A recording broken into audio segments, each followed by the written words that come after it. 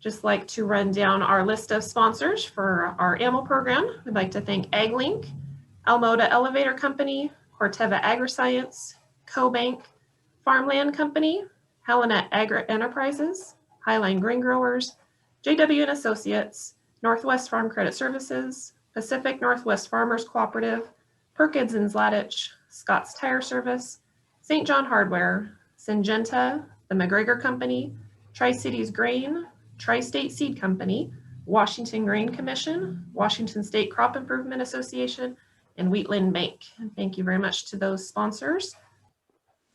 Looks like it is 9 o'clock, so we'll go ahead and get started. People are more than welcome to join on as we move forward, but I'd like to welcome you on behalf of Washington Association of Wheat Growers Ammo Program. This is part 4 of our webinar series, halfway through our 2021 educational outreach efforts. Later today, you will receive an email with a survey to help guide our programs. Thank you for your feedback. We'd also like to thank the sponsors that make these programs possible for our grower members and industry partners. For today's webinar, please use the chat box feature to ask questions throughout the presentation. Please keep your line muted, but feel free to make this an interactive event and jump in anytime with questions and discussion. We'll also have time at the end for your questions with our speaker. Today, we are excited to welcome Dr. Randy Fortenbery. Randy is a professor, Thomas B. Mick Endowed Chair at Washington State University. His research fields focus on agricultural price performance in local and national markets and is well known by producers for his delivery of wheat market information. We'll go ahead and turn it over to Randy. Thank you. Okay, thanks, Lori, and good morning. What I'm going to do today is, because we have to do the Zoom thing, might be a little different than I normally would do relative to sort of a marketing program. What I'm going to try to do is just provide you 3 or 4, maybe 5 important benchmark pieces of information that are available to us regularly and talk about how we might use that to evaluate price risk at any moment in time. And then in turn, think about whether or not the price risk is encouraging us to price sooner than later. And we're going to apply this both to wheat we might have harvested in a previous year and is being stored, and wheat we've already planted, and we're thinking about whether we need to price it now or maybe wait a little while to price it for next year's delivery. What I hope to do is give you some information, some sources of this data that really requires very little time and effort on your part. So monitoring these pieces of information shouldn't take more than a few minutes a week, not hours, for example. But I really do think it's some of the more critical drivers of price in wheat markets, or at least the things that I think of when I'm thinking about price action as we move forward. But let me just start by telling you what I think marketing is and what it is not. I've used this slide for decades. Generally, marketing is not trying to make money in the futures market. So we're not predicting whether the futures price is likely to go higher or lower as we move forward. We're not trying to pick the highest price of the year. We're not even trying to generate accurate price forecasts. Now, I do price forecasting, and most private market analysts will give you price forecasts, but you should always take those with a grain of salt. That's not really the most important information that's coming out of the market and that should probably be driving your decisions. The truth is, if we really knew where the price was going to go, it would probably already be there. So generally, when somebody like me or anybody else gives you a price forecast, what we're really telling you is the market is currently wrong. And not only that, we know in which direction it's wrong. And sometimes we might be right, but a lot of times we're going to be wrong as well. What marketing really is trying to get a reasonable return on the investment. So the investment is what you put in the ground and the cost of doing that. It's important to notice that some years, that really is sort of a let's minimize our losses strategy, not let's maximize profit, because there might be years where as we move through the marketing year, we're not going to be able to cover all of our costs going forward, but we still want to minimize risk. And that's really what marketing is. How do we minimize the risk associated with whatever level of income we incur? I did some empirical research a few years ago, and this actually kind of surprised me, but I think it's been verified. And that is often producers are much more risk-seeking when prices are high, when you think maybe they should lock those prices in because they're relatively rare. And they're much more risk-averse, meaning they don't want to take on risk when prices are quite low. meaning that they're willing to lock in prices that are sort of at the bottom end of their historical price experience. And that's kind of backwards, at least from my perspective, of the way we really want to think about this. When we see prices that are abnormally high, most of the market analysts are going to tell us that they could continue to go higher. But we want to be careful about not making a marketing decision, not selling something just based on that analysis, because what we should recognize is most of our experience has been at lower prices, and even if they could go higher, we might want to actually get rid of some price risk when we see abnormally high prices relative to recent experience. At the same time, let's say you're signed up for the PLC program, the price loss coverage program. When market prices are below $5.50, they can go lower, and that will hurt us, but we do have some protection from the PLC payment. So we can be a little more risk-seeking in that environment because the market's already giving us a little bit of protection relative to the current price. What affects prices? Well, there's an infinite number of things that we might try to pay attention to if we were really trying to predict risk and future price action. This is just a very short set of those, but these are a couple things I'm going to focus on today. One is the own balance sheet. So that's the supply-demand numbers that we get telling us where we think the wheat crop is going to go in the current marketing year. This is updated every month by USDA in what's called the World Supply and Demand Estimate. So we're going to talk about that report in more detail a little bit later. But basically, when we look at that monthly report, as things change from month to month, prices are going to respond. And so if we see an increase in demand, for example, the export number goes up in February relative to the January forecast, that's going to tend to be a price positive event. And the question is, can we anticipate whether that's likely to happen as we go from one month to the next? On the other hand, if we see yields increasing from one month to the next, expected yields for the coming harvest, that's going to tend to be a price negative effect. And again, we're getting this information every month, and what we want to think about is how do we use that to evaluate risk in the market. One thing producers of many crops don't pay a lot of attention to is the relationship between whatever they're growing and other crops that they may not have any production interest in whatsoever. And in the case of wheat, an important driver of price action is often the corn market. It actually goes both directions. Sometimes wheat ends up driving corn prices, but often corn prices drive wheat prices. And the reason they're related to each other is twofold. One is on the demand side. At very high corn prices, we tend to start increasing wheat going into feed rations, especially in the cattle sector. That increases demand for wheat, and that's a price positive situation. But they also compete for acres. So think specifically about the very western corn belt. Northeastern North Dakota, for example, spring wheat acres and corn acres compete with each other in Northeast North Dakota. So as those relative prices are changing going into the planting season, it can affect how many wheat acres we have in total or how many corn acres we have in total. That affects the supply side of those two commodities, and that has price implications as well. And of course, for wheat, the international market is very important. 85 to 90% of our wheat goes overseas, but about 45% of all US wheat goes overseas. And so what's happening in places like Mexico, the Philippines, Japan, South Korea can have a huge impact on our price as we go forward. And those things are driven by exchange rates, income growth in the countries where we're trying to sell or export our commodity, and our competitors' production and export levels. So what's happening in Canada, Australia, Russia, and how are they behaving in the international market?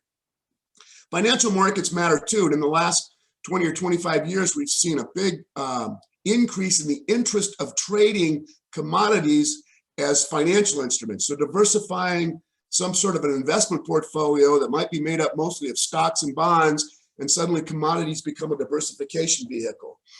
I'm not going to focus on that so much. I don't think that helps us really understand price risk in the short run, meaning within a marketing year. But we are going to talk a little bit about the balance sheet, how corn might influence our wheat markets, and the international situation. So first of all, let's just look at July futures prices for soft red winter wheat. This is I don't know, what do I have here? 12 or 13 years of prices, and it looks like a complete mess. What you'll notice though is from June to May, and I have it categorized from June to May because our wheat marketing year starts June 1st and runs through May 31st. You don't see any kind of a consistent pattern in that July price. So that's the July price for the following summer. I use that because generally that's referred to as the new crop contract, the first contract pricing next year's harvest. Now we harvest after July generally, but it's the July futures price pricing next year's crop because in the Southeast, where they do grow soft red winter wheat, they often harvest in late June. In fact, they'll plant soybeans after that wheat crop comes out of the ground that same summer. So this is really pricing that early harvest of soft red winter wheat in the US market. As you look across that though, what you'll notice is prices tend to be flat through the year. So this is important information. As soon as somebody starts telling you prices are going to go up or prices are going to go down over the next couple of weeks or the next couple of months, they're arguing two things. One, the market's already wrong, that July is under or overpriced for this given year. And two, they're arguing we're likely to see something quite different than we see on average. Because if you look at these 12 years, we don't see big run-ups in prices most years. There's a few exceptions. Look at this yellow line. So this is 2012, 2013. Remember when wheat really rallied in the summer of 2012? That actually was related to corn prices. We had a huge drought during pollination in July in the Midwest. People were very concerned about the corn crop. Corn prices rallied significantly, and wheat, even soft white wheat that year, started entering feed rations for dairy cattle. And that increased demand for wheat, and the wheat price responded. So we do have years where the price does go up. This dark green line, kind of hard to see, that's this year. So see, it stops just last Friday.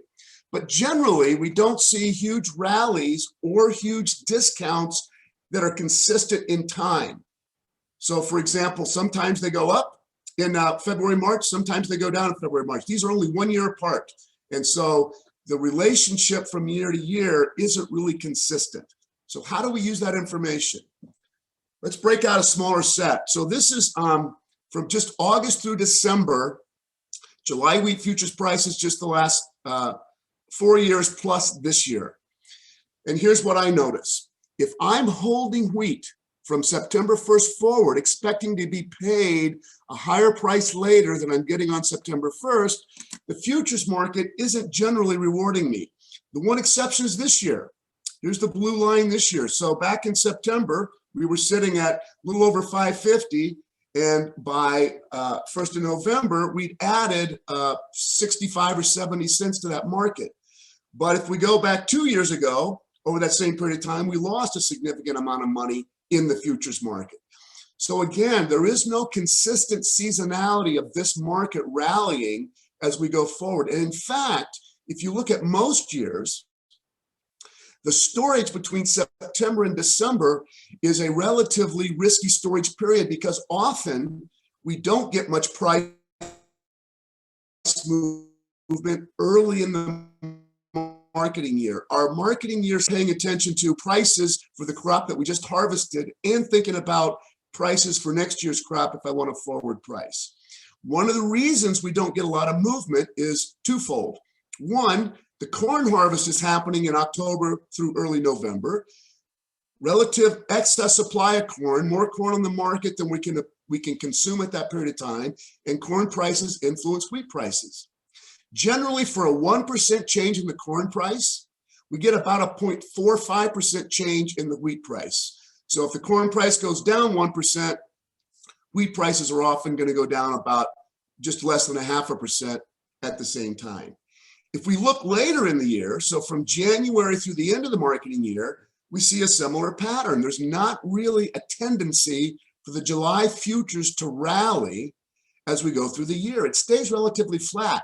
One thing that tells me is that the futures market is actually pretty efficient in predicting where prices are going to be when the contract finally expires.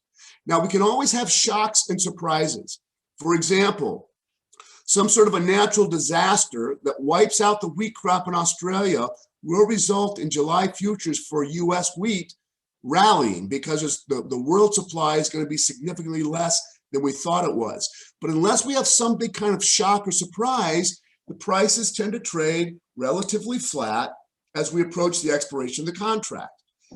What that means is, if I tell you that the price is too low in the futures market, or some analyst tells you that, what we're really predicting is some sort of a disaster or an abnormal event that nobody else in the market yet recognizes is going to happen.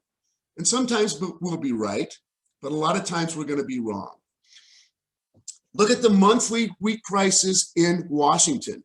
These show a very similar pattern. So this year, we've had some nice price movement in the first quarter of the marketing year, September through December, but many years it's relatively flat. When we do get a rally in one year, it's not always matched by a rally in the same year. So again, the seasonality really can't be counted on to reward us as we move forward. And what that already tells me is, if I routinely decide to hold grain after September 1st, just hoping the price goes up, many years I'm going to be disappointed, because that doesn't happen all the time. And in fact, many times it doesn't happen. And we want to be able to make a more informed storage decision in each year and think carefully about what is the real price risk if I hold grain off the market and move forward. Or what's the real price risk if I forward price for next year's delivery already, without knowing what's actually going to happen as we approach the harvest next year. So where do I start getting information? This is that balance sheet that USDA gives us once a month. If you watch me present, I almost always include one of these in my talk. Lots of information here, but there's really only three things that I really care about when I look at this balance sheet. Now remember, this gets updated every single month. So this is the January report that just came out for the 2021 marketing year. Those are the predictions. These are the predictions that USDA gave us in January. This is what really happened in historical years. This is what they say happened last year, so through May 31st of 2020, but it's called an estimate because there can still be some revisions to these numbers a little bit as we go forward. They tend to be very, very minor. What I focus on are changes here. We get this report between the 9th and the 12th of every month. So this is going to be updated this week. So this is last month's predictions. We'll get an update this week. Here's the things I care about. I care about exports. That's the most important number to me. Are we going to reach the export prediction USDA is giving us? So you can see they're forecasting as of last month that through May 31st of this year, we will export 985 million bushels of wheat. Now, often in the winter, when I'm giving talks, I'll tell people that I think the price risk is either elevated or it's significantly reduced based on my perception of whether or not that's an attainable number. If we reach 985 million bushels, that's kind of a price neutral event because we're already expecting that. If we're exporting at a pace that leads me to believe we can exceed that, that's price positive. And I might argue you might want to continue to store wheat unpriced because we'll see a bit better pricing as we realize that this number is too small.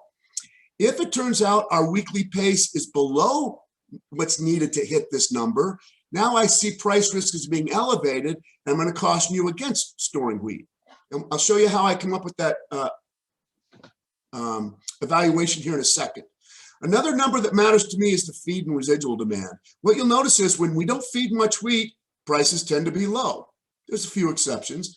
As wheat feeding goes up, prices tend to go up. And that's the part that's heavily influenced by the corn market. The higher corn prices are, generally, the more wheat we tend to feed.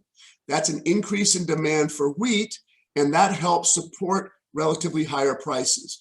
So as I watch this report from month to month, one thing I want to know is, are we increasing or decreasing the export number? If we're increasing it, that's price positive, price risk is minimized. If we're decreasing it, price risk is being elevated. We're not going to export as much as we thought. And the same with feed demand. How are we changing feed demand? Those two things together with all the supply numbers end up with the third number I pay attention to, which is the ending stocks. This is how much wheat we're going to have left over on May 31st of any given year as we go into the harvest of the next crop. The bigger that is, the more price negative the market information. What I mean by that is the more we have left over, the larger problem we can have with next year's crop before we have to move to higher prices. In other words, we have a cushion that can offset some production problems with next summer's crop. And the bigger that cushion is, the larger problem we can have before we really disrupt the wheat supply chain and we have to move to higher prices to ration a smaller crop. Now, what I will tell you is, I think that number is important, but what's really important to me is the world ending stocks. That also comes out of the same report. So when I look at the world ag supply demand estimates monthly, I'm looking at the export number. That's a forecast for what we're going to export through that marketing year. The wheat feed number, that's a forecast of how much wheat we're going to feed through the marketing year. And the world carryout.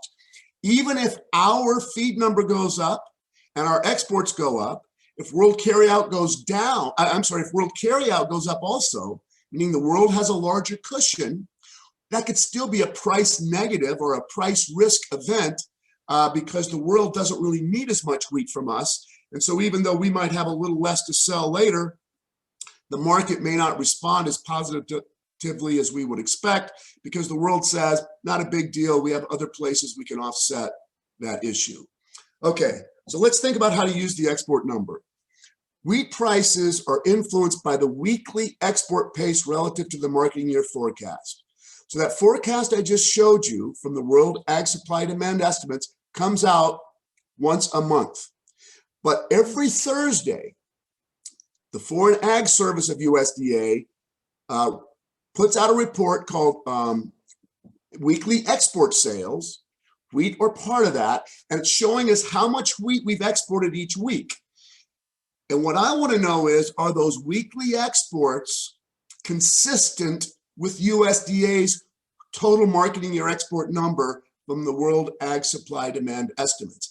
If the weekly exports are lagging the amount of wheat we need to export each week to hit that target, price risk is being elevated, and we probably want to be careful about storing wheat much further into the marketing year. And we might also want to be thinking more carefully about pricing next year's wheat because we would expect prices to react negatively to disappointment in the export market.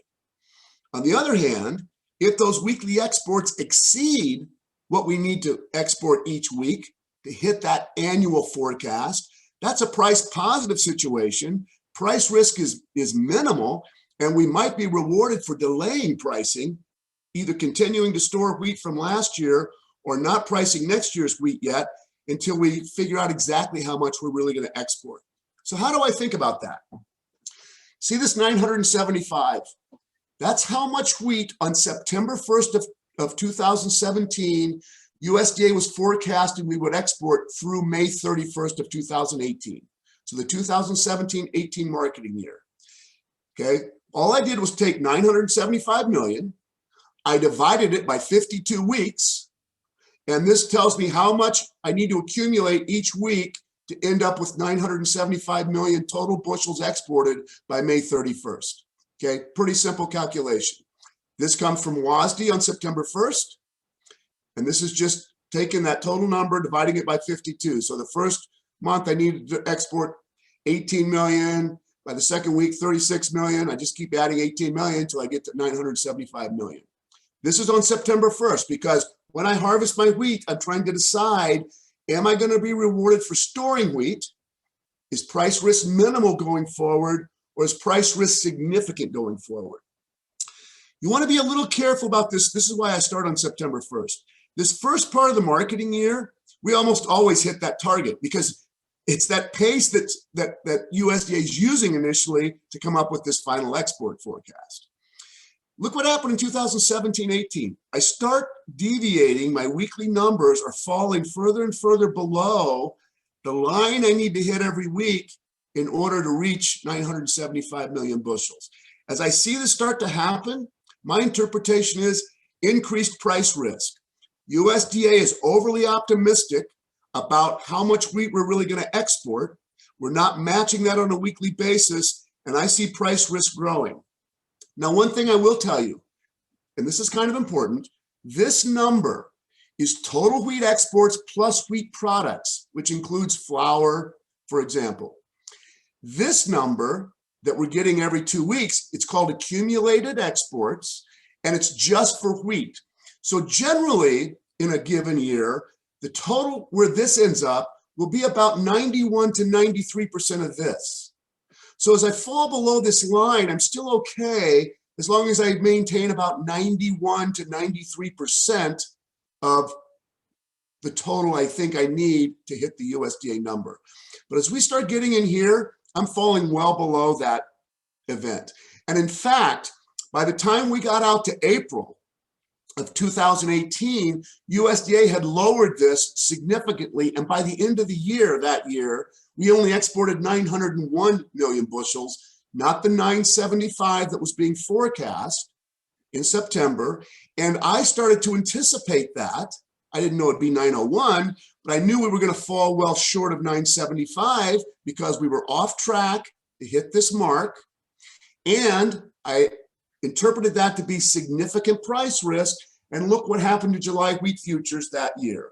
Wheat became less and less valuable, even for next year's harvest, because demand was falling short of expectations. We were exporting less than we thought we were going to. And as a result, prices responded negatively that whole first quarter of the year. So if you're watching that, you can anticipate that, and you recognize that any storage you have unpriced is facing increasing amounts of price risk going forward. And next year's crop, July 2018, next summer's harvest, is also becoming less valuable because that carryout is growing as exports fall off, and we're going to have a larger cushion to protect ourselves from any kind of a problem with the 2018 harvest. Let's compare that to this year. So this year, I look at September 1st, and USDA was forecasting 975 million bushels. That's the same forecast they had September 1st of 2017. But this ends up being price positive. Risk is minimized, as opposed to 2017, which was price negative. Risk was magnified. Why? Because it was, as we're going through the year, I'm staying on pace to hit that number. Even here, this is last week, I'm still at 91 or 92% of what I need to hit through last week to hit this number. Because this includes flour and this doesn't, I'm still in great shape. This is telling me this is a very reachable number this year, where in 2017, it wasn't. And in fact, if you look at USDA's forecast in January 2021, they've increased this to 985. So USDA themselves in that monthly forecast of total marketing year exports has said, hey, this pace suggests we were too pessimistic in September this year, and this is likely to be a larger number than we thought it was going to be. And look how the market responded. Here's July futures from September 1st of 2020 through last week. And generally, the market has rewarded us for an export pace that has exceeded the pace that we need to reach USDA's annual forecast. Okay, so that sounds like a lot of information, but it's really just two things I need to keep track of. What did USDA tell me on September 1st we're going to export for the entire marketing year? As I watch the accumulated exports every week from USDA's Foreign Ag Service export sales report, am I matching the pace I need to reach that final number? Am I exceeding it, or am I falling behind? If I'm falling behind, price risk is being magnified and prices are likely to respond negatively, meaning storage is at risk, and even next year's wheat crop may become less valuable as we move through the production season. If I'm matching or exceeding it, price risk is minimized relative to the supply-demand picture, and I'm likely to be rewarded for storing wheat And next year's wheat might become more valuable as well as we move forward. So it's not a guarantee, right? If something else happened inside that balance sheet, it could affect the prices moving positive or negative. But generally, between September and December, the most important information for the winter wheat futures markets in the United States is our export pace, and the prices tend to respond to that quite significantly. You might ask, well, what's driving the pace one year from the other relative to the general forecast? And this isn't something I would encourage you to necessarily try to pay attention to on a daily basis, but partly it's being driven by the value of the US dollar. What the dollar index, that's the blue line, measures is the US dollar relative to 6 other major currencies, including both buyers of our export products and competitors. So the Japanese yen's in there, the Canadian dollar, the Swiss franc, British pound. And what you'll notice is when the dollar is strong, that's on this axis. A strong dollar means it takes more foreign currency to buy $1 US. So I can then trick the US dollar to buy a bushel of US white wheat to import to my country. When the dollar is expensive or strong, wheat prices tend to be low. So let's look at that 2017-18 period. Here it is. The dollar was strengthening and our export pace was falling off relative to the USDA's annual forecast. And this year, the dollar was weakening, meaning the dollar was becoming cheaper relative to, let's say, the Japanese yen or the Mexican peso or the South Korean won, another consumer of our wheat. And as that was happening, wheat prices were able to respond positively, even as exports increased relative to the overall forecast. So again, I'm not asking you to keep track of the dollar index. What I'm telling you is there is an underlying fundamental that explains why some years we're on pace to meet the USDA September 1 forecast for all marketing year exports. And other years we fall behind. And one of the drivers is actually what happens to the value of the dollar as we go forward. Okay, let's think about the other component of that balance sheet, and that's wheat as a feed grain. So wheat prices are closely aligned to corn prices. As I said, often on average, when we see a 1% change in the corn price, we can expect about a 0.45% change in the wheat price. And the reason is wheat moving in and out of cattle rations, especially, but other feed rations as well. This is just a picture of the marketing year prices for corn and wheat. So those are those prices that come from the balance sheet. At the very bottom of the balance sheet that I showed you, there was a marketing year average price. That's actually the price that determines your PLC payment, for example. So this year, USDA, so this year means from June 2020 through May 31st, 2021, they're forecasting that wheat year marketing price will be $4.85 a bushel. The PLC target is $5.50 a bushel. So if the price stays where USDA is forecasting it to be, we'll get a PLC payment this year, even though recent prices have exceeded $5.50 a bushel. What drives the PLC payment is that World Ag Supply Demand Estimate balance sheet estimated marketing year average price. So this shows the price for corn and wheat. Remember in 2012, wheat prices got up quite high in July and August of that year, and they were reacting to the very high corn price. Again, concern about the corn crop in July 2012 drove corn prices higher, and people started substituting wheat into their rations. We were even shipping white wheat down to southern Idaho and California for dairy producers. So even white wheat was going into feed rations when we had these relatively high prices. This year, as we had a corn price event in August and September, the same thing happened. Wheat feed expectations are 25% higher this year, excuse me, than they were for the 2019-2020 marketing year. And that also helps explain why prices are higher this year than last year. So we have better feed demand, and we have an export pace that is exceeding the pace needed to meet the USDA export number. So the balance sheet's given us two pieces of information that are both price positive, both moving price in the same direction. And so our price risk is less this year than it was, say, 2 years ago, 2017-18, when feed demand was lower and the export pace was not consistent with USDA's forecast of the annual number. This shows the same chart just over the last 10 years, but it shows our price in Washington relative to this national price. This is monthly, not the marketing year average, but it does show wheat prices and corn prices related, and our price tracking the national wheat price right on top of it. So even though we don't produce corn much, we're not a big part of the feed grain supply of corn in the US market. Our wheat prices still respond to corn prices because some of the other wheat varieties go in and out of rations based on the relationship between wheat and corn prices. And this just shows you how wheat fed relates to the US wheat price. So generally, more wheat being fed, higher prices, less wheat being fed, lower prices.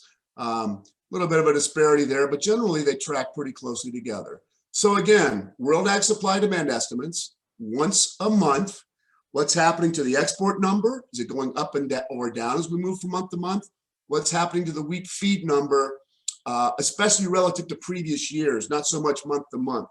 Are we going to feed more wheat this year or less wheat compared to the previous year? If we look a little further out, one of the things USDA does is provides us what they call the long-term outlook. This is actually last year's. It comes out about the third week of February every year. So in a couple of weeks, this will be updated. But this is important to me for this reason.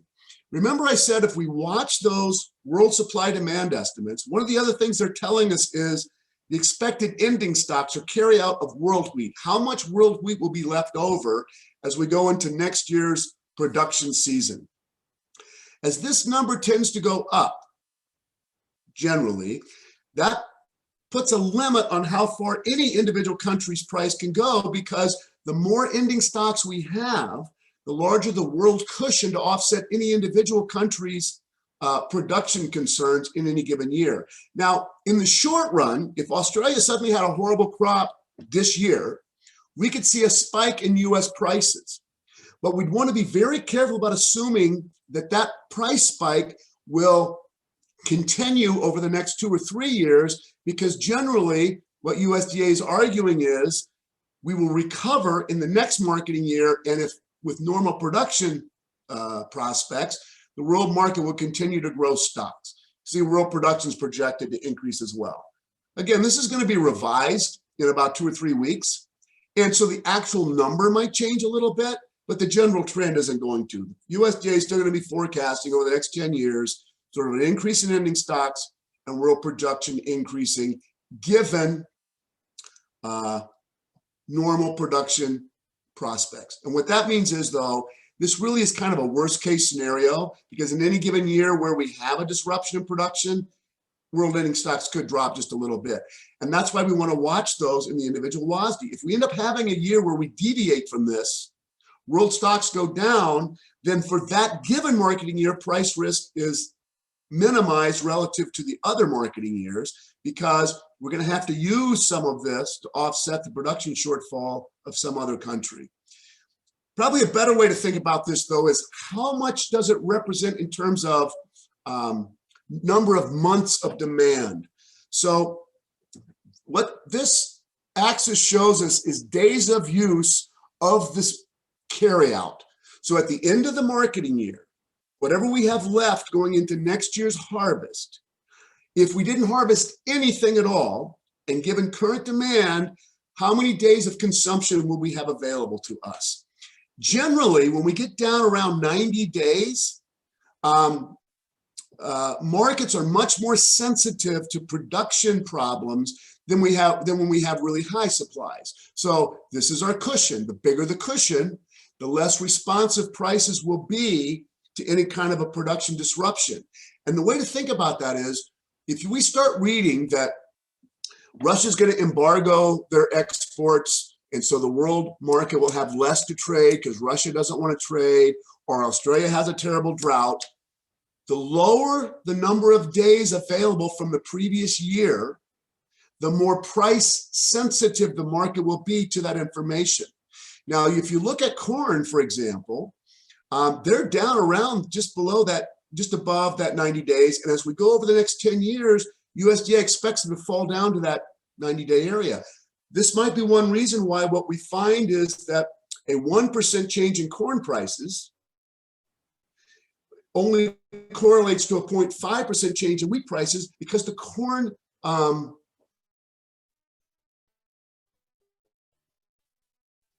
supply should in the wheat. So this is positive that wheat's actually going down over the next 10 years, but it's still quite high, which means prices will not be as sensitive to production problems in our production competitors, Canada, Australia, Russia, the Ukraine, as let's say corn would be. Plus, we're a smaller part of the world wheat market than we are the corn market. So whatever happens to us production-wise won't have nearly the price impact that it would have for corn producers in Iowa, Illinois, and southern Minnesota, and southern Wisconsin, for example. What that means is be careful about listening to, it's never going to rain again in Australia, and assuming that means we have to put $3 into the wheat market. We probably don't, if this ends up being the cushion that we have against an Australian wheat problem. Think back to when we had the big fires in Australia. There was a lot of disappointment among some market participants that wheat prices didn't respond more aggressively. But two things happened. One, it turned out that much of the fires were affecting pasture land. Only maybe 10 or 12% of the wheat ground was even at risk. But even then, the world stock was strong enough that we had some cushion against whatever production shortfall we came out of Australia that year, and prices just didn't respond as aggressively as some press releases would have led us to believe they should have. And so if we were waiting for those much higher prices, we probably were disappointed. This just shows, and when I say tradable carryout, I'm talking about without China. China has been a big wheat buyer of ours this year. And prior to the 2018-19 trade disruptions, they had been increasing some of the wheat purchases, but they really only buy about 5% of our wheat. They're not our most important client. So I take them out, but this does show how that world carryout number correlates to the US price. High carryout, low price. Low carryout, high price. So again, in the World Ag Supply Demand estimates, every month, I'm looking at the world carryout and asking, is USDA increasing the cushion this marketing year or decreasing it?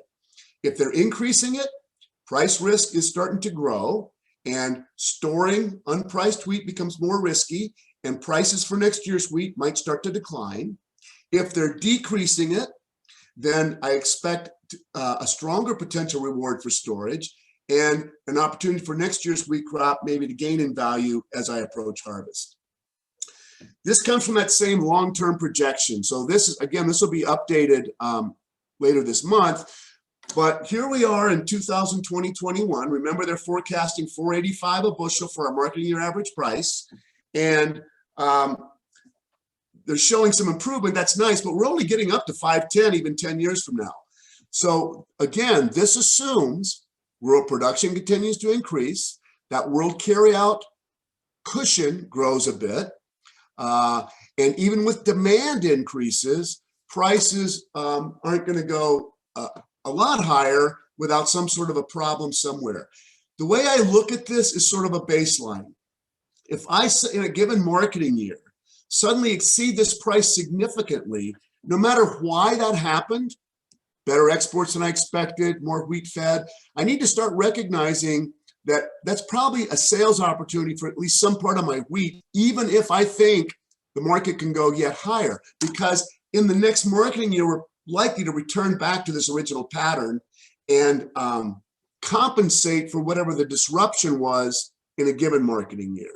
So I really use this more as just sort of a baseline. This is kind of my worst case scenario price. And when I see prices well above that, then I see significant price risk and I might want to start selling some of my crop. And if I see prices well below that, I think price risk is quite minimal and I'm not likely to be hurt by foregoing any sales over the next few weeks or next few months. Okay, so that talks about the USDA data. Really only three things I'm watching in the short run. Exports on a monthly forecast basis, and are my weekly exports matching the pace necessary to hit that forecast? wheat being fed. Is it more than last year or less than last year? And what's happening to the world carryout? US carryout also, but really the world carryout. Is it going up or going down? As I look forward, what I want to do is ask, how's the market interpreting that information? And that's really what the futures market tells us. The futures market for wheat is telling us what traders think a fair price would be today for delivery later. And as the information set changes tomorrow, that price is going to change. But it's given us their expectation today. If you go back to those early charts of the July futures, what I was showing you was they tend to be pretty accurate. Unless there's a huge shock in the market, the price doesn't tend to go a lot higher or a lot lower as we move through the spring months and approach that July expiration date. Now, one thing we do expect is later prices should be higher than prices for today. If I want farmers to store wheat, I need to offer them more money later because it's going to cost them something to store wheat than I'm offering them today. The difference between two futures prices for different delivery dates then, I interpret as sort of the national average return to storage. So if the March futures price is 20 cents higher than the December futures price, then on average, I'm going to say the US buyers are telling US farmers, we'll pay you 20 cents a bushel not to sell to us now in December and wait and sell to us in March. It's the national average return to storage. It, by the way, is not what you're going to earn. So we're going to talk about how to sort of convert it to what you might expect to get, but it is the national average. The further apart those two futures prices are, the more incentive there is to store wheat as opposed to sell it now, and the more incentive there is to sell next year's wheat at a later date versus an earlier date. And that's what we're going to talk about just a little bit. So let's look at these futures prices. This is that 2017-18 marketing year when it turned out storage didn't really pay because we didn't match the USDA early forecast with the weekly export number we needed to hit that 975 million bushel forecast. But here we are September 1st. So here's the December futures price, okay? And here's the March futures price. So it's about 25 cents higher. So the market was telling us on September 1st of 2017, you can sell in December, but if you wait till March, on a national average basis, there's another 25 cents available to you. Between March and May, that carry was significantly smaller. And then in July, it was even smaller. And if we get out here to the first of the year, it disappeared. There wasn't much incentive to store as we move forward, okay? Now the December contract's expired, so we're just looking at March, May, and July. How do we use that information? This is what those prices were on September 1st. So on September 1st, I looked at the December futures price, it was $4.39, and the March futures price was $4.60. Now when I look at that, I see 21 cents a bushel to store from December to March as a national average. That's a pretty good incentive. That's 7 cents a month. There's 3 months of storage between December and March. 7 cents a month is about the best the futures market ever offers in terms of a carry, a difference between two futures prices. As I looked from March to May, now that's only 2 months of storage, so it's still 6.5 cents, 13 cents, right? Another 13 cents from May to July. So that year, storage looked really attractive initially. But remember, we lost money. Prices went down. It turns out this relationship didn't change, but all those prices went lower. So on September 1st, I might have decided I'm going to store wheat because this looks awesome. 7 cents a month to wait from December to March. But as I went through that October and early November period, and I noticed that the weekly accumulated sales weren't sufficient to hit the USDA forecast of 975 million bushels, what that said to me is the price in March might be higher than the price in December, but all the prices are too high because we're not going to export as much as USDA originally predicted. So even though in September this would have told me I might want to store wheat, as I watched those export sales be increasingly disappointing each week, I would have ended up not even storing to December. I would have gotten out relatively soon, recognizing that USDA was much too optimistic about where exports were going. Let's look at this year. So this is September 2nd, 564 for the December price, 572 for the March price. So that's only 8 cents. So that's about 2 3/4 cents, a little, maybe 2.7 cents a month. That's not as attractive as the 7 cents a month back in 2017-18. But the difference is, as I watched those accumulated exports every week, they were really positive and exceeding the number we were going to need to make the USDA forecast. So even though the monthly storage return was less, the risk was also significantly less as we moved from September through October and November, because our export pace was more optimistic than USDA's initial export forecast. Okay, so let's say I store a week from September. Let's look at last week. I get to January 29th. What's happened? So now the March futures price, the May futures price are the same, and the July futures price is even lower. So even though I got paid to store up until now, when I look at this now, storage has become much more risky. The market is not offering any kind of incentive to delay selling last summer's wheat crop as I go forward. And next summer's wheat crop is worth less than the current crop if I have any left over from last summer. This is probably a time to liquidate my storage and actually sell whatever I've been holding from last year. This is from looking forward to next year's crop. So this is July 2021, September 2021, December 2021.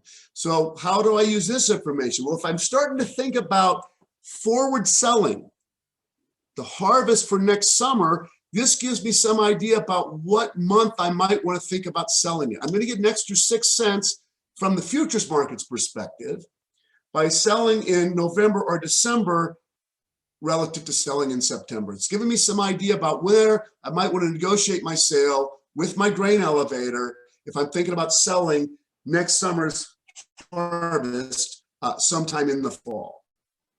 So again, this carry is providing information about when I might want to target a sale.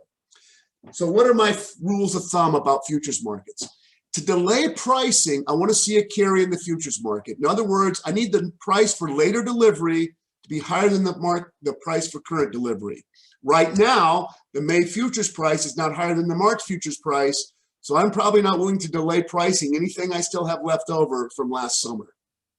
A strong storage signal is a carry of about 5 cents a bushel. Now remember, in September of 2020, we were only getting about 2.7 cents a bushel, so it wasn't as strong a signal. Back in 2017-18, it was 7 cents a bushel on September 1st. But what's important is recognizing it initially and then evaluating the risk of that as I go forward. And in 2017-18, when exports started to be disappointing relative to the export forecast, even though I had a strong carry signal, the price risk was starting to grow significantly. The other thing is, these futures prices are the national average storage return. What I really need to do is localize that to decide exactly how I want to behave in my market. And so that's what we're going to talk about next. The difference in your price and that futures price is called the basis. And generally for white wheat, we calculate the basis from the soft red winter wheat futures price. And we're taking the cash price and we're subtracting from that the futures price. Now, what we're going to generally do is look at the futures price closest to maturity. So for example, today, February, whatever it is, 8th or 9th, if I want to know what today's basis is, I'd find out what a grain elevator is willing to pay me today. That's my cash price. And I would subtract from that today's futures price for the March futures contract, the one closest to maturity. And that difference would be today's basis.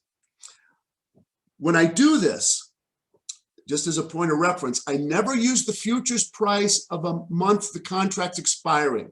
So when I get next month in March, when I want to calculate my March basis, it's going to be the cash price minus the May futures contracts price on that date in March. And the reason is that March futures contract is going to expire about the third week of March. And because incentives between speculators and hedgers on delivery, the price becomes less of a reference price of value and more of a, I got to get the hell out of this market before delivery actually takes place. So when I calculate basis, it's what I call the contract closest to maturity, but not the maturing month's contract.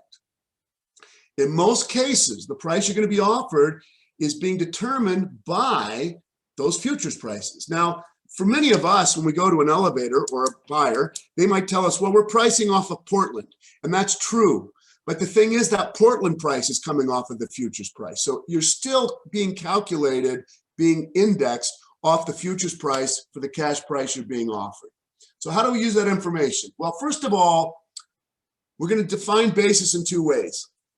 If the cash price is low relative to futures, we're going to call that a weak basis. A weak basis is good for a cash buyer. They have a futures price of $1. The cash price is 50 cents. They're only going to pay 50 cents in the cash market, not the dollar futures price. But it's bad for cash sellers because you're not getting the futures price. You're getting that 50-cent cash price. A high cash price relative to futures is a strong basis. A strong basis is good for cash sellers. You're getting a higher price relative to that national average indicator price, the futures price, and it's bad for cash buyers. So as a seller, what I want to decide is if I decide not to sell today and I wanted to sell later, what I would really like to believe is that the basis can get stronger as I go forward. In other words, even if the futures price never changes, the cash price can go up relative to that futures price. Think back to that first chart I showed you with all of those July futures prices over 12 years, right? There was some volatility. They moved up and down, but they didn't generally trend higher or lower.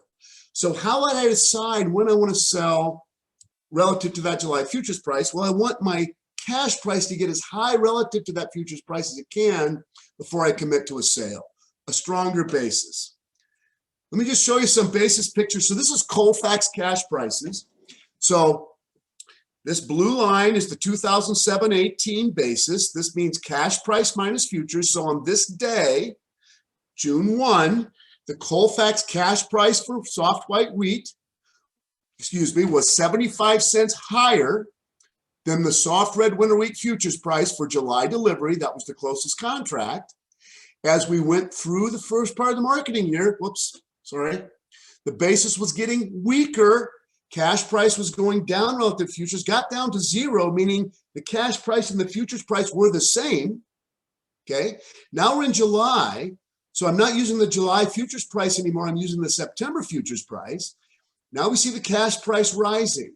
Okay, what we want to notice is this, though. Let's look at this gross average. In general, in Colfax, my cash price is between 75 cents and maybe $1.20 higher than the futures price. Here's what that means.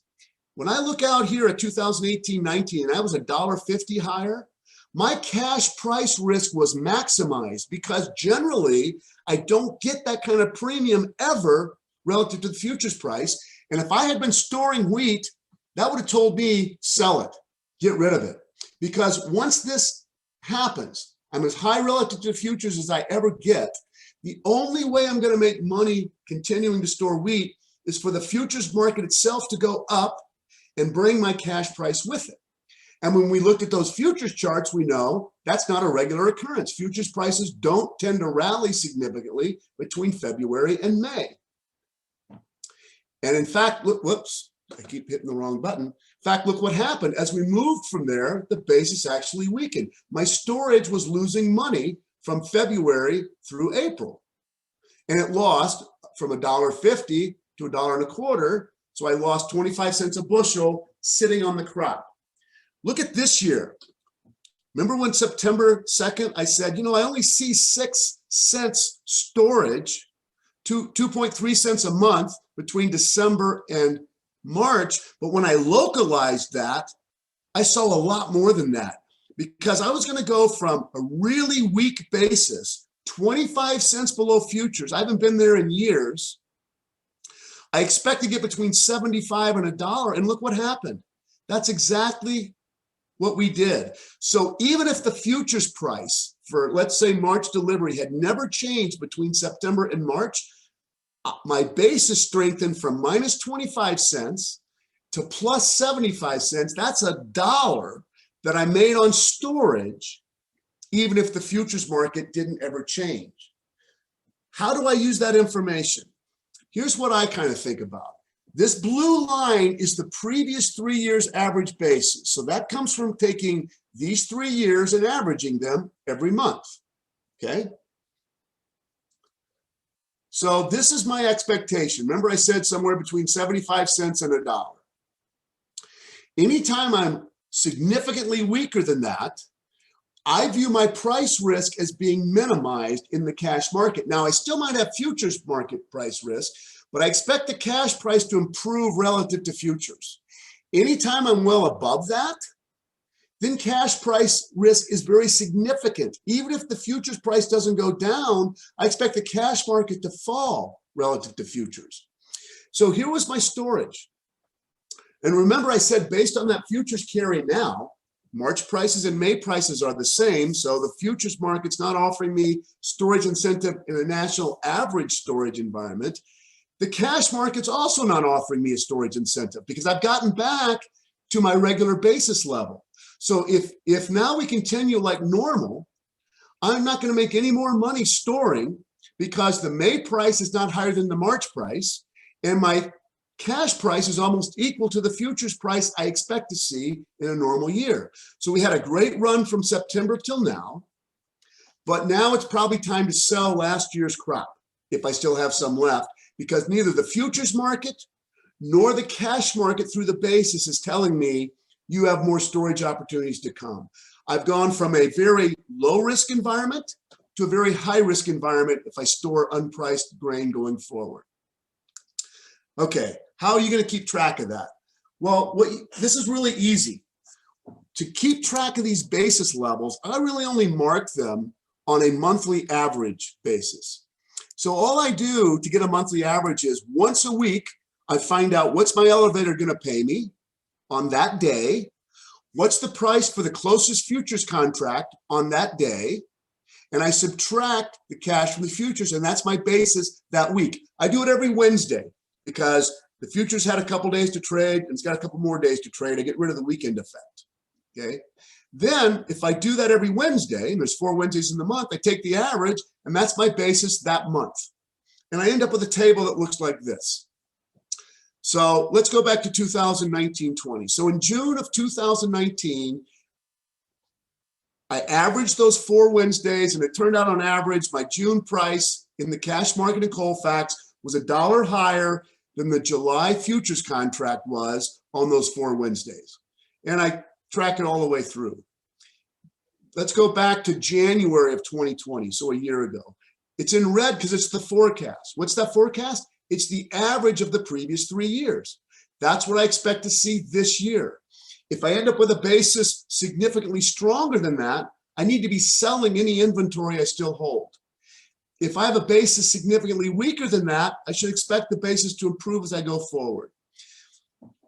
Here were my forecasts, and here's what I actually got. So you can see they were pretty close. The forecast worked out pretty well, so that 3-year average. Now, how would I use this table?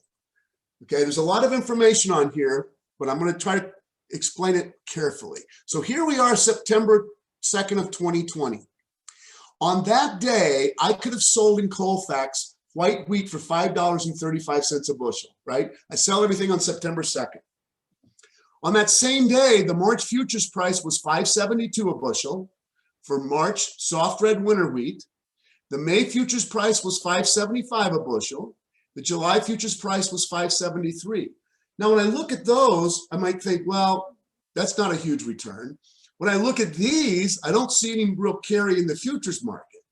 But remember, I want to localize that price. So here's what I do. I'm thinking about storing until February. Remember, it's September 2nd. I'm thinking about storing until February. The March futures price is 572. I go back to my basis table, and based on last year, I see that a February forecast, it would have been actually been $1 for this year, not 97 cents. I take that dollar, my 3-year historical average, I add that to the 572, and I have an expected cash price on September 2nd in February of $6.72. $6.72 is what I expect to see in February in Colfax on September 2nd if the futures market doesn't change and my basis forecast is correct. I subtract the 535 I could get today on September 2nd, right there. It's going to charge, I'm going to pay 3.5 cents a month storage.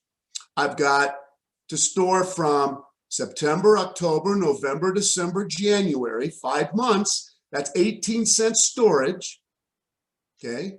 And I get a total return of $1.20. 672, the price I can get in February, minus the 535, that's the price today, okay? That's how much more I'll get by not selling today, minus my storage cost, and I get a total of $1.20 by storing from September to February if the futures price stays at 572 and my basis expectation is correct. And we know from previous charts, the basis is a pretty good forecast, at least in Colfax. That's 24 cents a month storage. It cost me 3.5 cents a month. That's 24 cents a month storage. That's a pretty awesome return. Now, the only way I'm guaranteed that is if I call my grain elevator and say, give me a hedge to arrive contract at 572 or a forward cash contract at 672 if they'll give me the dollar basis. If I don't lock it in, I still face the risk that the futures price could fall, right? But it can fall for a lot and I still will make money on storage from September to February. Now the question is, should I store past February? Well, to figure out what I might get if I store till March, I now use the May futures price. That's the next futures contract. When I look at my basis in March, it's not $1, it's 98 cents, but it is against a higher futures price. So if I store till March, I get an extra penny versus storing to February, right? But remember, it costs me 3.5 cents a month to store. So when I go through the same calculation, I end up making 20 cents a month, not 24 cents a month. That's still a great return, but I'm actually better off selling in February than March. And remember, the market's confirmed that this year because we looked and this carry has completely disappeared. They now have the same price and our basis is already as good as we expect it to be. So there's not much to give us any more of a storage return as we move forward. I calculated this going out further, and it turns out that back in September, the best opportunity I faced was to store until February. The longer I waited, the less attractive the storage was, even though I did continue to make money every month by storing, but it didn't exceed my 3.5 cent cost. Where did I get the 3.5 cents? I'm just going to tell you, you should always use that. Even if you own your bin and it's sitting on your farm and you don't pay anything for storage, this is really the cost of the risk you face of either futures prices falling or the bin blowing over and you lose part of the crop, the insurance of insuring that crop, or if you're paying commercial storage, you're going to pay somewhere close to that to your grain elevator to store it for you. So you should always assume it's going to cost you something to store the wheat. This basis came from that simple calculation of looking at what has it averaged over the last 3 years. What happened this year? Well, by the time we got to February 5th, February 4th, last Thursday, the futures price had actually gone up, not down. It was $6.37. We could have anticipated that might happen because our export pace every week was exceeding what we needed to hit that 975 million bushel wheat marketing year export number. So we knew that the price risk was minimal in the futures market because exports were going great.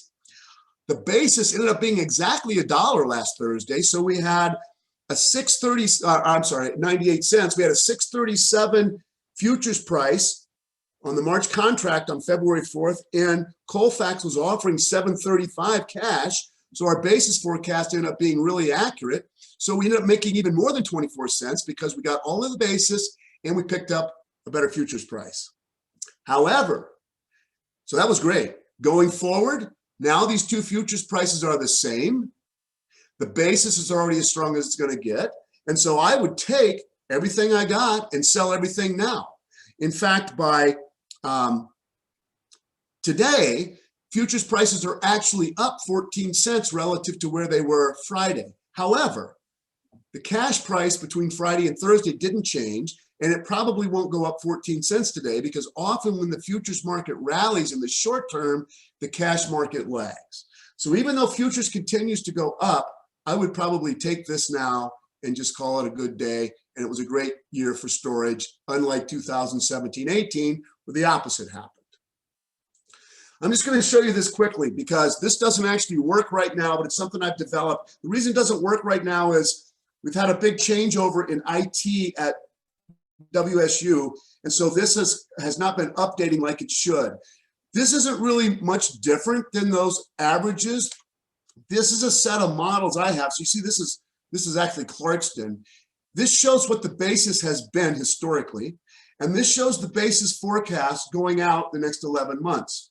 It's similar to your table, but these are statistical models. So they're 2 or 3 or 4 cents better than the average, but unfortunately right now they're not working. What I do is I take these basis forecasts. I think they'll be updated in about a month. They should be working again soon. And then I use those to calculate, look at the basis, it looks like it's getting weaker, right? But remember, we're going to different futures contracts. In 2016, the cash price forecasts actually were going up because even though the basis was, the cash price was lower relative to futures, the futures had a carry and they were higher. So this is something I hope to provide back to you. It hasn't been working for a year, but until I can, this still isn't a bad way to forecast your basis to think about a storage return going forward. Okay, so what's the summary of this? We've had a long talk, but really this is all I did. Monitor the world ag supply demand estimates from USDA released once a month. Here's the URL, the website where you can get those every month, and you can sign up for an email. So they'll send them to you if you want them. They're gonna have a whole bunch of information in them because they cover every commodity. All we care about is the export forecast, the domestic ending stocks, and whether export expectations decline and or ending stocks grow. If exports decline from month to month, price risk is increasing, storage becomes more risky, and not pricing next year's crop becomes more risky. If ending stocks grow, price risk is increasing. Storing becomes more risky, not pricing next year becomes more risky. Monitor this weekly wheat exports and ensure they are consistent with the USDA forecast from this report. Again, here's where you find those. You can also sign up for an email and those will get mailed to you every week. They also have a whole bunch of information. All you want to pay attention to is the all wheat accumulated sales. Okay, every week, the total accumulated sales. They'll have it for white wheat, red wheat, corn, soybeans, everything. If you want to pay attention to white wheat, you might want to look at it. But really, for the price risk, look at the all wheat accumulated sales. We want those to be 91 to 93% of the weekly average needed to get to the USDA WASDE forecast, okay? Now, there's one thing I need to tell you, and this becomes kind of important. The WASDE forecast is in billion of bushels. I'm sorry, it says billion, it should be million. It's in millions of bushels, 975 million bushels, for example. The weekly forecast from the Foreign Ag Service is in thousands of tons. So we need to convert that to thousands of, to million bushels to get the chart that I had showing you whether we're deviating or not deviating from the annual USDA forecast. Here's how you do that. This is the 1,000 tons number accumulated, okay? Divided by a million, so we get to million tons. And then once you have that, divide that by 0.027216. What this does is converts tons to bushels for wheat. Okay. If you want to do it for corn, this would be a little bit different number because a bushel of corn doesn't weigh the same as a bushel of wheat. But this is the conversion for wheat. When we get this number, we want it to be between 91 and 93% on a weekly basis of this number to know that we're going to match USDA's annual marketing year forecast. If it's less than that, price risk is growing, storage becomes less risky, not pricing next year's crop storage becomes more risky, not pricing next year's crop becomes more risky. If it's greater than the 91 to 93%, price risk is being minimized. Storage could continue to pay, especially if the basis has room to pay us, and it becomes less risky not to yet price any of next year's crop going forward. The other thing is monitor the monthly changes in WASDE of the world wheat ending stocks. If they're increasing from month to month, price risk is increasing. Summary 3, monitor the wheat futures market for soft red winter wheat. The narrower the carry, the smaller the price difference between a later futures contract and a nearby futures contract, the more risky storage is at the national level and the more risky it is for you. But you still need to localize that and use the basis expectation. Is it going to get weaker or stronger as you go forward to monitor your absolute storage risk on your farm? Monitor the basis on a weekly level to calculate a monthly average. The stronger the current basis, the more price risk you have in storing your wheat, and the stronger the incentive to forward price. But for the forward price, it's not the basis today that matters. It's the basis the grain elevator is offering you for later delivery. So if the December futures price today, let's just say, is $6.50, and you expect your basis to be 0 in December, then you want the grain elevator to offer you $6.50. If they offer you $6.20, you might want to do a hedge to arrive contract, lock in the futures price, and wait for the cash offer to improve relative to futures. If they're offering you a stronger basis than you normally see in December, then you want a forward cash contract and get rid of basis risk and price risk. So you can use this basis expectation, should it get weaker or stronger, to evaluate both storage and to evaluate the quality of a forward price offer from your buyer. If they're offering you a very weak basis relative to what you think you should get, then just locking in the futures price is your best forward contract strategy. If they're offering you an attractive basis, then you can get rid of basis risk and cash price risk with a forward cash contract. Okay, one last sort of summary. Think about, last summary. Understand your farm program choice, because this also affects your price risk. If the PLC price risk is, if the marketing year average price is projected to be below 550, then your price risk is less on the whole farm than it is if it's above 550. Because above 550, as the price goes down, you're not going to get an increased PLC payment to compensate you. Below 550, if the US marketing year average price goes down, you have some protection at the 550 level.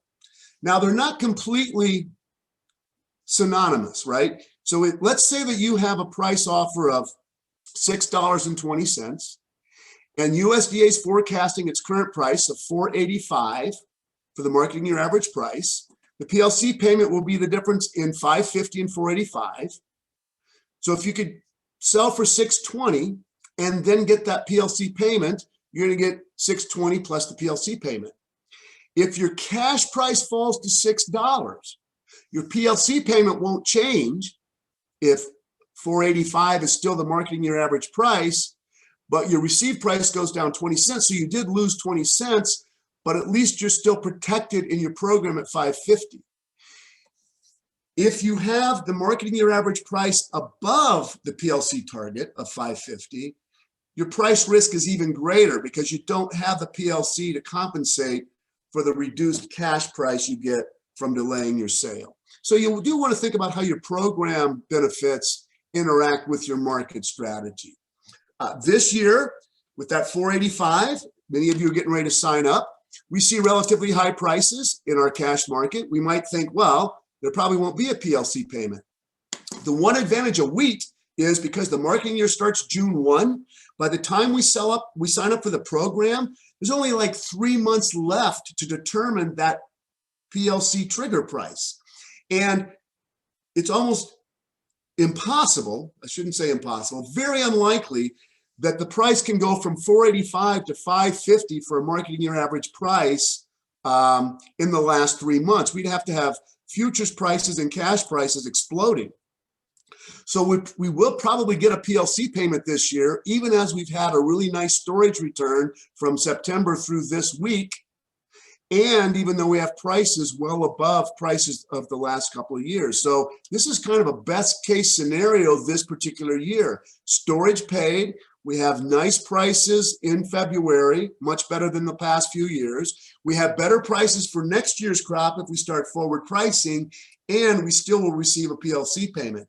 Now, if prices stay where they are going into the 2021-22 marketing year, we probably won't see a PLC payment next year, but we can decide that next February when we get ready to sign up. Okay, so here's the summary. How do we use the information? I think one thing you might think about doing is dividing your production into like 5 units. I used to think about this when I was trading futures a lot. I had what I called a unit. A unit was how much money I was willing to commit to a particular position. It grew or shrunk based on how much risk capital there was. So your 5 units, the number of bushels might grow or shrink based on how much you produce in a given year. Divide it into 5 units. For the first unit, try to just minimize risk. For the last unit, that's where you might want to maximize risk if you want to bet on $9 prices, even though they almost never happen, right? And those middle units is where you're going to use this information to decide whether price risk is significant or whether it's being minimized this year, and think about how to sell those units later versus earlier, depending on your price risk profile. Analyze the risk using the market signals we talked about. We really only talked about 4 things. Exports, and whether the export pace matches the USDA projection. Feed demand for wheat. Whether or not global ending stocks are growing or shrinking, and what's my local basis relative to where I expect it to be at the end of the marketing year. Does it have room to improve? Can cash price go up relative to futures? Or am I already there, which means futures and cash price risk is maximized? If basis is strong at harvest, don't store. If you think you want to store, make sure you get a forward cash contract that covers that 3.5 cents a month, because the basis can't move unless the futures price goes up. If basis is very weak, like it was in September 2020, then storage is a really attractive opportunity. If futures has no carry, sell more now than later, because the futures market's not offering you any incentive to defer your sale.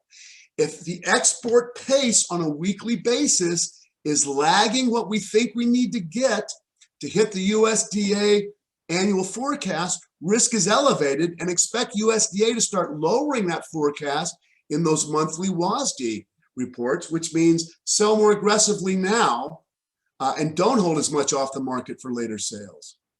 The best case for delayed marketing pricing is actually what we observed from September to January this year. A weak basis, lots of room for cash improvement, even if the futures doesn't rally.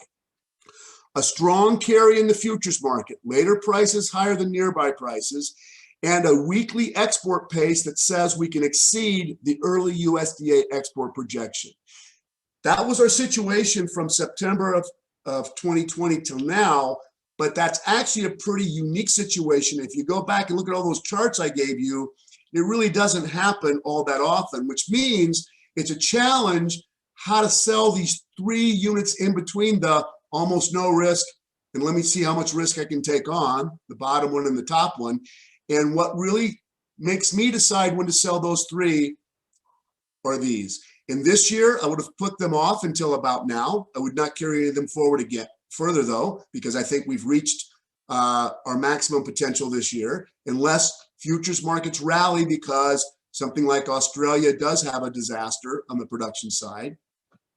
In 2017-18, even though initially I thought storage looked good, I would have dumped all of it by October when this started to become a problem. It became clear to me that the prices were futures prices were too high because USDA was overly optimistic about exports. So let me just stop there and see if we have any sort of questions or anything else you'd want to talk about. We do have a question from Mike. Today you said 3.5 cents a bushel home storage. Previously had used a nickel. Any reason for the difference? I think if I did say a nickel, I probably shouldn't have. I talk about trying to get a nickel to cover the 3.5 cents. So I think that might be what I said in the past. And remember, I said here when I look at the future storage, I really want to see a strong carry of a nickel a month. So the 3.5 cents is kind of a conservative forecast of the storage cost, but I want to get more than 3.5 cents if I can. So I think the nickel was what I've used to sort of argue about that's a pretty good monthly return if you can somehow get the nickel locked up. And the way to think about that is this: if the market's already offering you a nickel, I would forward price some of my storage and capture that and not speculate on the market doing even better as I go forward. It looks like Randy Cease has a question. Yeah, Randy, you got a question for you on China. You know, for 8 consecutive years now, they've produced more than they consume, and yet they're still buying a lot from us in Australia. And are they feeding that wheat and then using ours for milling, or what do you think is the reason they're purchasing it? I just don't think it has all to do with the trade deals we've negotiated with them.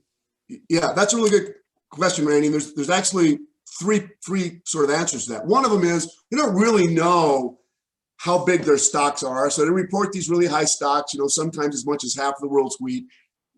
But we don't really know how big that is. But more importantly, we don't know the quality of it. So a lot of it might not be all that useful. One thing that's happening this year, unfortunately, you know, soft white wheat purchases are lagging a year ago from them by over 50%, but their total wheat purchases from us are up significantly. And this year they are feeding it. So when corn prices got really high, China started substituting some of their corn inputs with wheat. So they're feeding wheat, I think. And if you think about the swine incident that decimated their swine herd, they're aggressively trying to rebuild those herds. And so what they are doing is importing feed grains to support trying to regrow their livestock sector. But it does kind of change from year to year as we see what they do and they don't buy. You might remember, you know, before the 2018 trade frictions, they bought like 345 or 350,000 tons of white wheat from us, the most they ever purchased. And they really were starting to look at white wheat as not a feed commodity, but a quality food commodity like the other Asian countries. And then that kind of got disrupted. Last year, they bought, I think, 131,000 metric tons. So they kind of started to get back on the train. This year, they're way behind. But this year, I think they're focused on feed grains.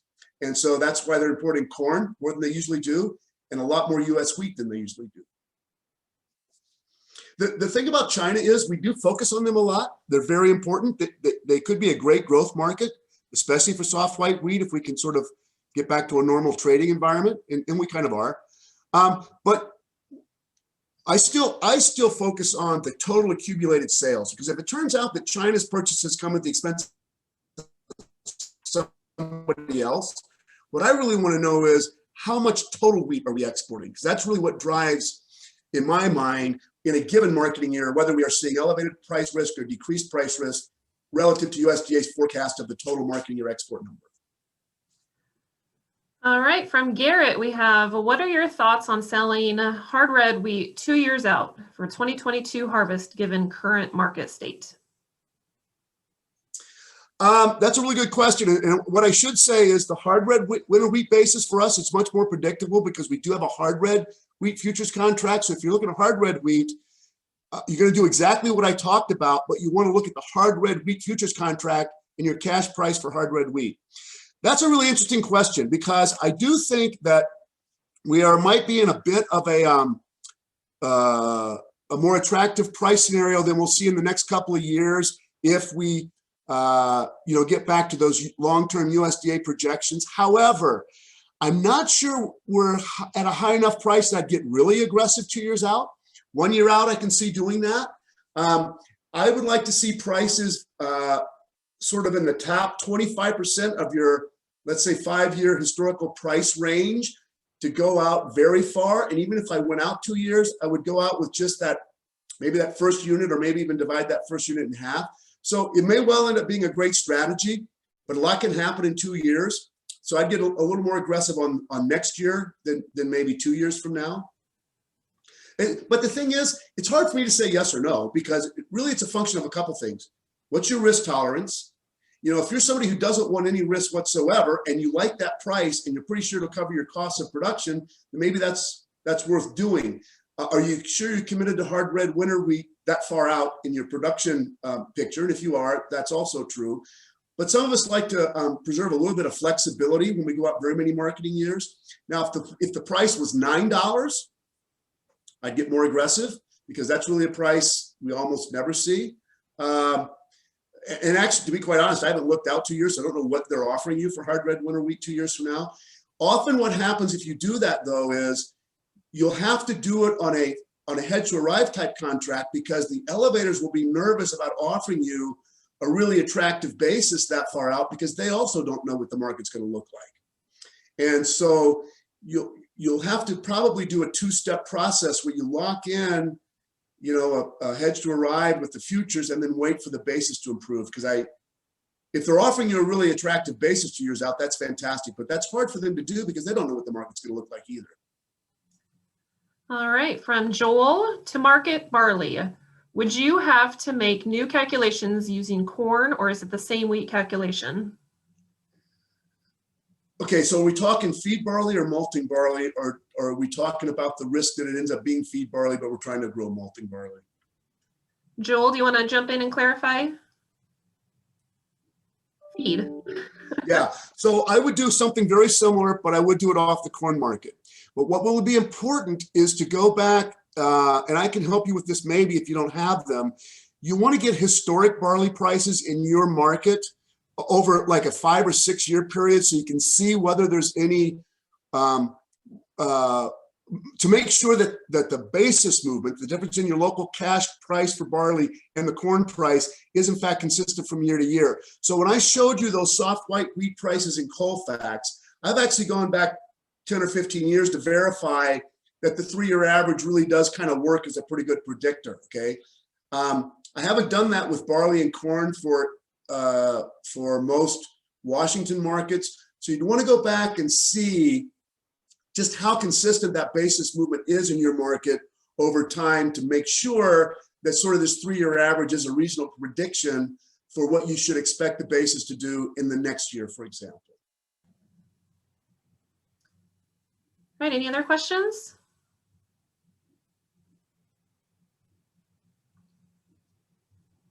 From Garrett: any thoughts on ARC PLC program selection for low yielding hard red wheat country? Sounds like PLC has more likelihood of pain.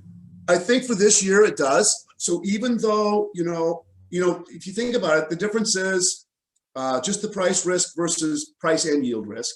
So if you have, it's really not whether it's low yielding, it's more about your yield variability. Do you get lots of wild swings? And more importantly, do you end up well below your average in some years? But given where the prices are, I think it's gonna be hard to beat PLC this year, even for a hard red winter wheat producer who has quite significant variation in their yields. What you should do, though, is go to the Texas A&M, and I think Lori has sent this out, the link for, or she's going to, right, Lori?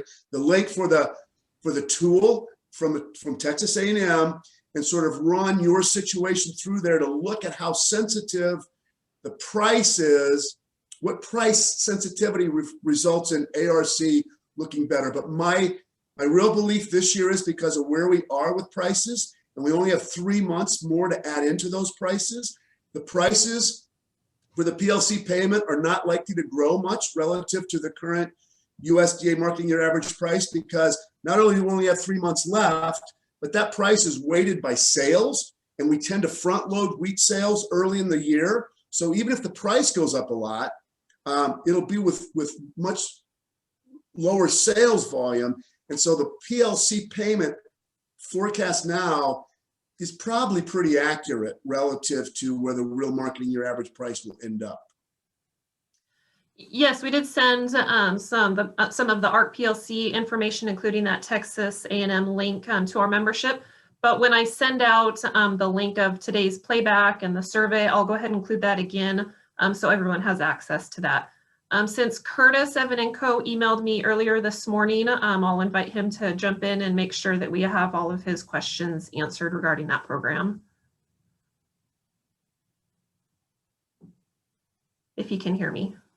Nope, he says, thanks, we're good. Any other questions?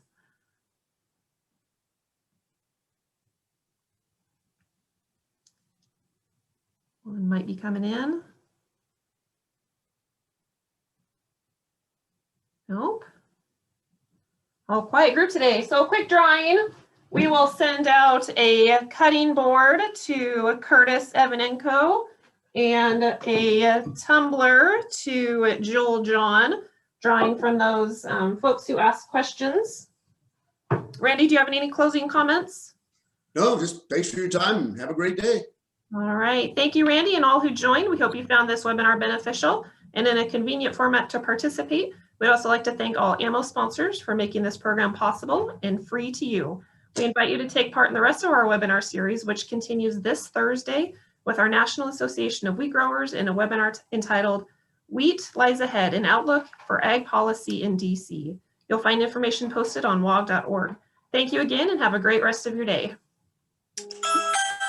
Thank you. Thanks, Randy. Thank you.